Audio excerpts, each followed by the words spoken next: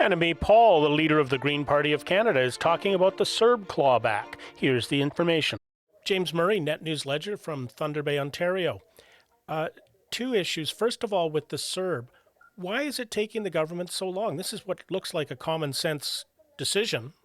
And, you know, if it's the big companies are giving millions, the little guys need help, and they're the ones who need help or else they close. I'm going to do this because I don't know the answer to that. And as Tammy said, she doesn't know either.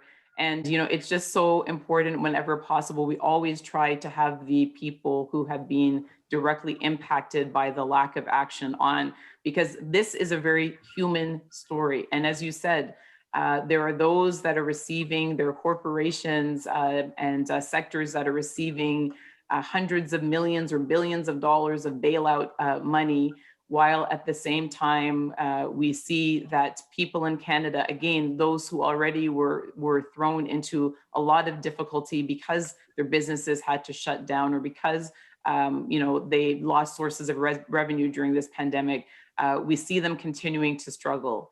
I cannot for the life of me understand why the government has chosen the priorities that it has. I can't understand for the life of me why it has come to this, having average Canadians of modest means having to launch a class action lawsuit.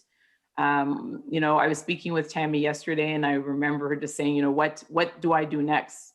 And I'll let Tammy maybe speak to that. But what we can do is what we are doing. We are going to be that broken record because I think the government is hoping that we are going to turn the page and move on to something else.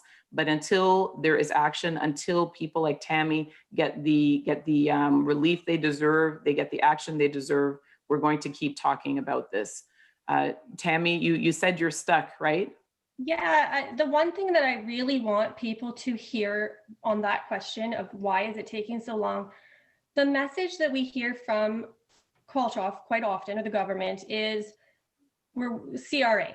It's directed to talk to CRA, or CRA can, you know, call CRA, or CRA can help you. And what I want people to hear is that when we call CRA, and we're calling CRA, they are telling us that this is not their program, that this is Qualtrough's program, that she is responsible for the program, and Justice Trudeau and the government, and it is their job, and they are waiting on their guidance to make any decisions. CRA has made it very clear to countless, hundreds of us, that they don't know because the government is not giving them direction.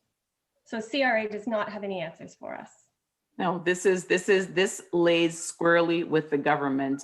Yeah. And not that long ago, Minister Qualtrough said that any adjustment, any change, any recognition of the mistake by ending the demand for the repayment was off the table. And those were her words, that it is off the table. Well, we're here to say that it has to be back on the table.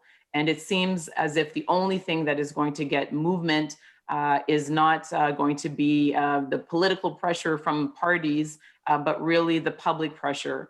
And so I will call on, again, on every single person in Canada, whether this directly impacted you or not, to please think about the hundreds of thousands of Canadians that are affected. And remember, they're your neighbors, and some of them are probably in your family. And ask the government, again, just to do what's right. No one is asking for a handout. No one's asking for a special favor. Just do what's right. Recognize your mistake. And you know, don't insist on that repayment. Send the letter tomorrow. The minister could do that tomorrow. Send a letter to people like Tammy saying, we are not going to ask for this repayment. We made a mistake. We own up to it. We're not going to ask for it. To keep up to date, you have to subscribe. You have to hit that like button and hit the notification to stay in touch.